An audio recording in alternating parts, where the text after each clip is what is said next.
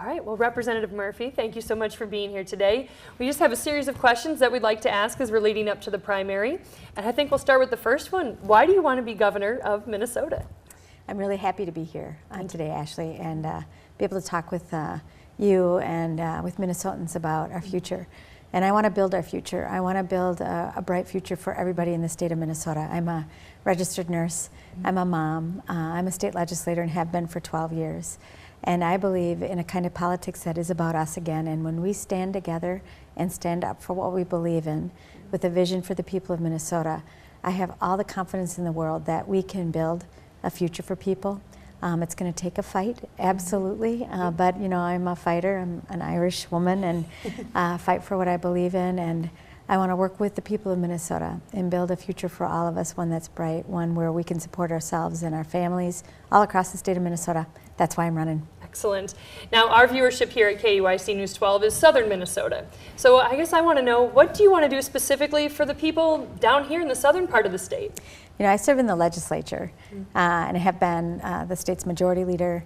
I've worked to recruit and elect candidates all over the state of Minnesota. And if you've been in a district, you've been in a district. And Minnesota is a big, beautiful, tall state, and it is a mosaic. And I've spent now 12 years with the people of Minnesota all over the state, and I've really gotten to know about our regional strengths, about our diversity, about the issues that Minnesotans face. And we share common values and common aspirations, and that's true across the state of Minnesota. But I've also spent a lot of time in the southern part of the state, and this is we're in Mankato right now, which is a regional hub, but, you know, I've been in rural parts of the state, down in the southwestern part of the state. Of course, I've been down in Rochester and Albert Lea and Austin, and Minnesotans across the state are, I think, seeking real action, urgent action on a variety of issues. So I, of course, think about things like health care and single-payer health care for people, making sure that we've got strong public schools for our kids in communities across the state. And we know that schools are hubs for communities. So I remember visiting Cleveland, Minnesota a few years ago with Clark Johnson, Representative Clark Johnson, talking about pre-K there, because they've invested in a pre-K program at that school, and they're attracting students and families from other communities around Cleveland because people are hungry for that kind of education. So I've learned a big part of my job is to listen, to really understand the root of the problem and then act on it. I know in ag communities across the state that, you know, this is our 5th year of ag prices and commodity prices that are low, and there are farmers in the southern part of the state that are really feeling that. I was in Gibbon, Minnesota a couple weeks ago and talking with a group of farmers there. They were talking about access to markets for their local goods. They were talking about the price pressures they're feeling and the depletion of their savings as they continue to farm in a ag economy that's not returning on their investment. And one gentleman talked a lot about his concern about the hospital closing in their community because 2 of their doctors are going to retire. I take that very seriously. It is important that we think about ourselves together, and I'm going to be a governor who fights for everybody in the state of Minnesota.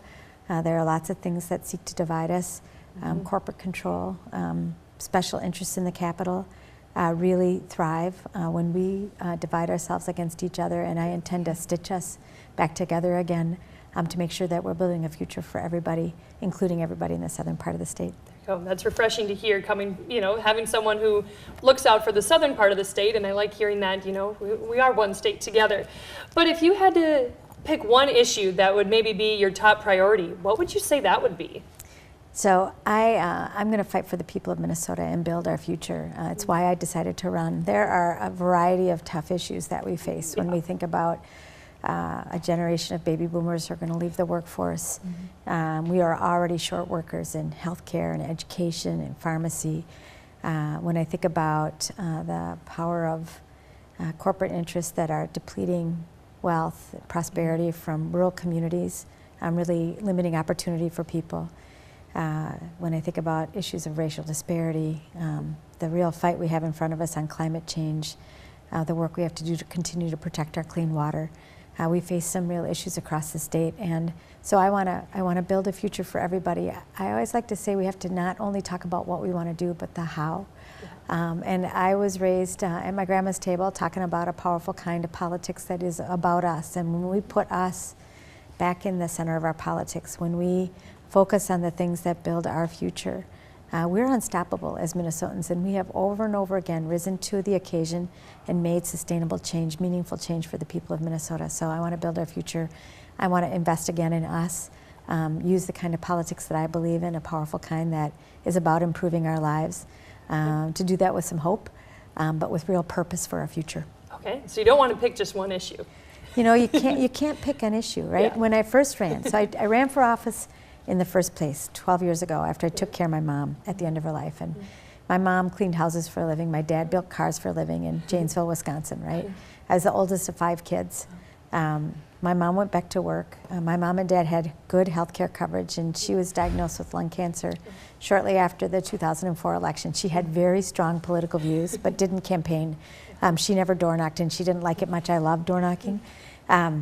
They had good health care coverage, and she had to fight to get the care she needed, and it really made me angry. And that is a story that 2 Minnesotans face, right?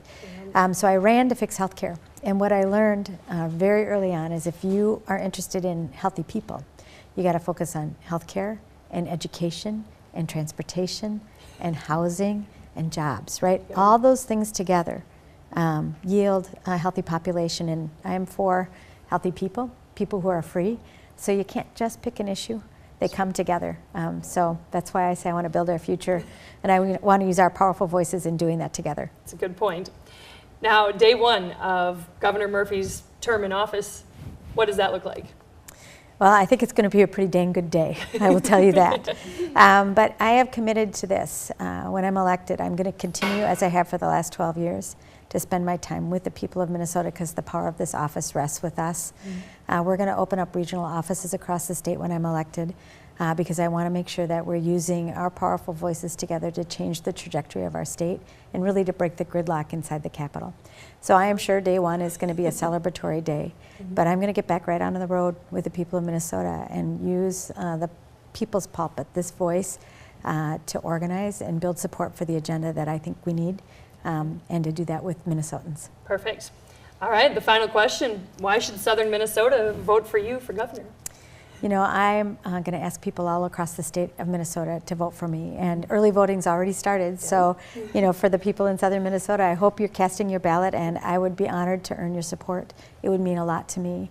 I'm a fighter, and I'm going to root the work that I do in our shared values across the state of Minnesota. And I know when we give people a reason to vote for us by standing up for what you believe in, standing up for the people of Minnesota, we can make real progress. I know people feel the power of the status quo inside the Capitol that is getting in the way of us getting our work done. And whether I am in North Minneapolis or in Mankato or communities across the state of Minnesota, I hear people talking about how what's happening inside the Capitol right now is leaving Minnesotans behind, that we're not focusing on the hard work we need to do together to build a future for ourselves, for our kids, and for our families. That's the work I want to do for the people of Minnesota. I'm going to work hard. No one will outwork me. I'm Irish. I'm a fighter. And I think people, when they see me, will say, that's the one I want. So I hope your viewers and the people across the state of Minnesota join me in this fight for our future. Wonderful. Thank you so much for your time. I appreciate it. Thank you for having me, Ashley. Thank you. Yep.